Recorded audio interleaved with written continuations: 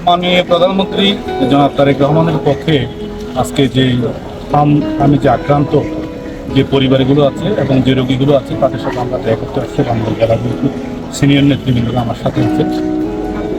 আমরা তাদেরকে কিছু নগদ অর্থ এবং বিশুদ্ধ পানি সরবরাহ করেছি এবং আমি আশ্বস্ত করেছি তাদের যে কোনো প্রয়োজনে আমরা পাশে থাকবো। তবে আমার কাছে যেটা মনে হয়েছে যে বর্তমান যে চিকিৎসা ব্যবস্থা এটা আরও একটু আমার মনে হয় আরেকটু বেশি উন্নত করা দরকার এবং ডাক্তার যারা আছে তাদেরকে সশরীরে থেকে মানবিক হওয়া উচিত। কারণ আমি একটা জিনিস সবসময় বলি যে দুর্গম পাহাড়ি থেকে যে সমস্ত সরল পাহাড়িরা আসে এখানে চিকিৎসা নিতে, সেই পাহাড়ি ভাই বোন বলেন, সন্তানরা বলেন বা ছেলে মেয়ে ভাই বোন যাই বলেন, এদের কিন্তু বাইরে কেউ নাই, আত্মীয় স্বজন বা ধনাঢ্য পরিবারের কোনো সন্তানও তারা না। তাদের কাছে পিজি হাসপাতাল বলেন, এভার কেয়ার বলেন, অত্যাধুনিক হাসপাতাল বলেন, কিন্তু এটাই তাদের স্বাস্থ্য।